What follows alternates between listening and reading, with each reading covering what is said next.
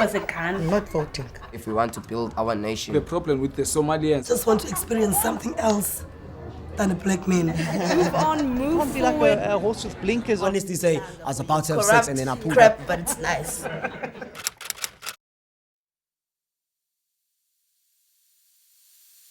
Hi, good evening. This is Street Talk. I'm Joe Mennel. We've been doing Street Talk for 11 years. Street Talk is a program about conversation between people. And tonight the subject is what's on your mind. Let me introduce people this evening. Would you introduce yourselves, please? Yes, I'm Chantal. I work for an organization called Fifth Place. Our mission is to make the world a better place by enabling the how, and that how is how to feel less stressed, how to feel more calm, more at peace, and less anxious or depressed or angry. We positively impact the physical and emotional well-being of individuals by enabling them to regulate how they feel. Hello, I'm Lorna Houston, and my work in Houston Initiatives has been focused on providing care and support to community care workers and people that work in the GBV sector, gender-based violence, and I also work with youth. I'm here today also as part of a network of organizations who are trying to work together to develop a community response to the COVID crisis. Hi, my name is Desiree Martin. I'm a counselor in private practice as well as an author, and I work a lot with adolescents as well as adults around things such as anxiety and intense emotions and trauma and loss and the changes that are happening currently. Great. So Desiree, why don't you start? What are you hearing most from people? What is the prime thing in people's minds that they know?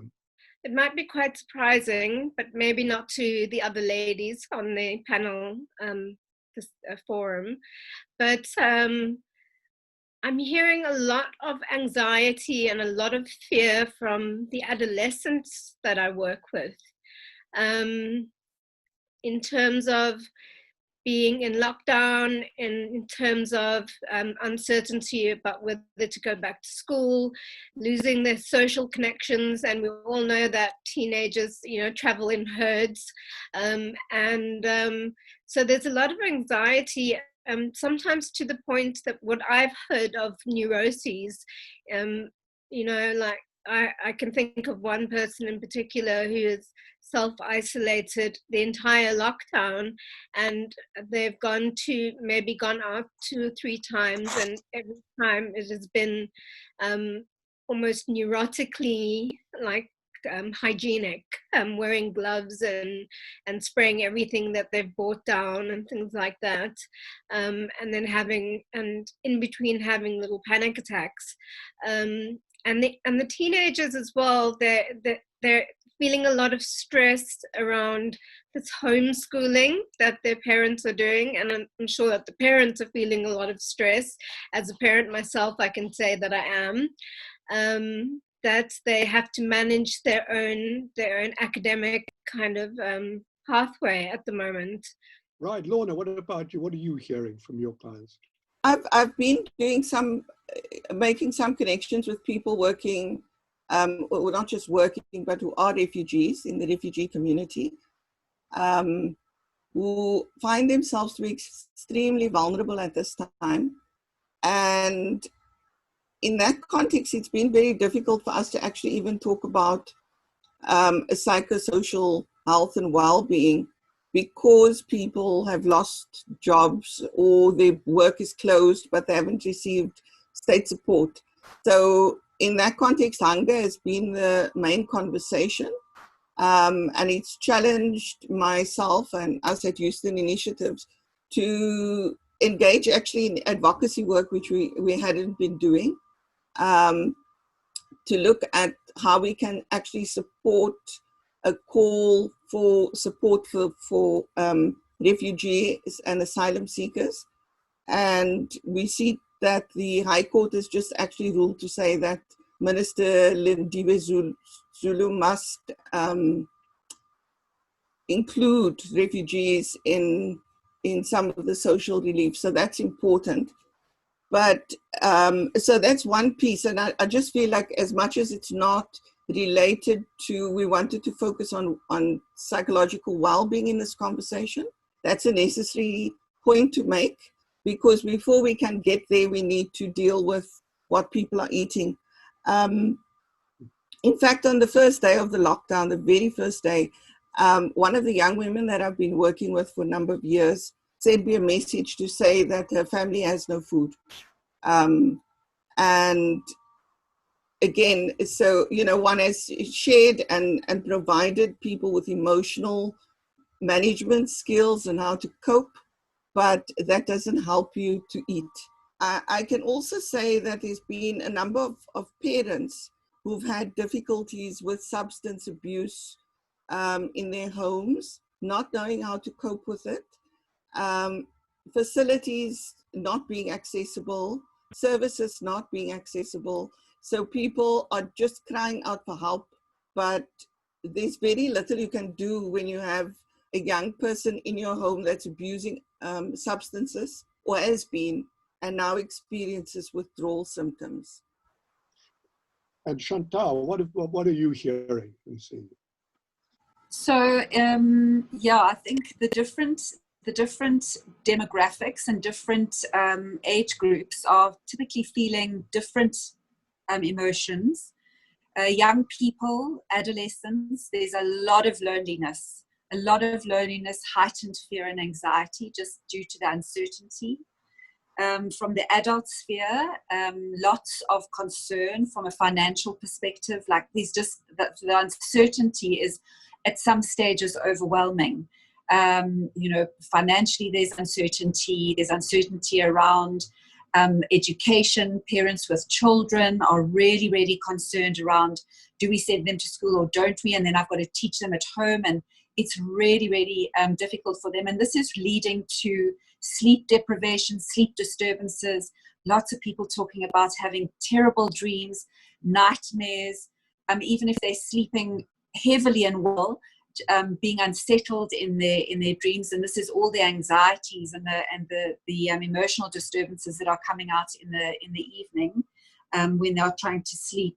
And a lot of sadness. A lot of people are grieving loss of what we knew to be normal. And that grief is playing out in different forms. But, you know, there's a lot of emotional ups and downs. So people are just a little bit overwhelmed by the waves. One minute I feel like I'm fine and I'm top of this, and the next minute I feel like I can't cope. So there are those difficulties that are being dealt with at the moment. I don't believe that enough forethought was given to both the addicted populations in the country as well as the recovering populations in the country. I don't want to make this about, like, you know, the alcohol ban and all of that, but it is true that people suffered severe withdrawals, which can be life-threatening, you know. And then when the alcohol ban was lifted, all of a sudden the admissions to the trauma unit shot up sky high in terms of GBV, as well as other kinds of assaults and violence. And in terms of the recovering populations, and I am also a recovering addict myself, it's the smoking ban, for example. The addicted brain, if it can't get one thing, it'll cross-addict to something else. So taking the cigarettes away or the alcohol away, and if the methamphetamine is actually cheaper than either of those on the black market, then that's where they'll go. And so that brings a lot of fear, a lot of anxiety, a lot of stress into the households of both addicted and recovering populations. I completely agree with what Desiree is saying. But from what came my way was more related to what can I do. And the child is, you know, they're detoxing, and and especially in the communities where I live, the slightly better off might be addicted to heroin, and then others to tip, both of which you can't really come off that clean at home. You need to be in a facility and you need support. Our challenge maybe is that we need to have a system within the social development system that allows for one to say, here is a case that is absolutely needing attention and there must be something that can be done. Not saying, everybody must just sit tight. Sit tight is something that you can't do in that situation. And it only leads to harm. And I think that's the real concern and worry of the parents, because people get violent, with themselves, but also violent with their families. So I wanted to say, I'm just hearing that is around the fact that there's nowhere to go. So there's no escape. So it doesn't matter whether you are suffering from an addiction or whether you are suffering from generalized anxiety. The strategies that you might have had in place, the support that you possibly would have had outside of where you are now currently locked into, are not there anymore. And so there is no escape. And that is almost like a pressure cooker. It makes things worse because there's nothing that there's, we can't, certainly lockdown 1, when you were under 5, whatever it is, we couldn't even go outside of our homes. I mean, obviously in certain places people did because they couldn't stay in their tiny little spaces. But even now, we can't go to parks. It's pushing the buttons of the intensity of the emotions, like Chantal spoke of, because of the fear of the unknown, the fear of uncertainty, the fear of feeling like, and this is just me saying my personal opinion, feeling like I'm not in control of my own life right now. I'm at the hands of somebody else, and I don't know what their agenda is. So I don't know what's going to happen next. So if I'm feeling like that, I can pretty much figure that a lot of people are feeling like that. I'm not a psychologist. I work as a life coach and I'm a trainer. So I'm teaching people self-care and self-healing techniques. And one of the important things to always be advising people to do is to ask for the help you need, seek out the services, because we have in our country, with many challenges, we do have services that people can access, but all of those became inaccessible. I think this has been a cause also to increase anxiety, that the service that one might have been able to access and, which really gives people the capacity to remain creative in their challenging life circumstances, is removed. We need everybody to stay as calm as they can in a very difficult situation, but actually the resources and the support to enable that is not available to many people. Well, thank you all. Desiree, what is your dream?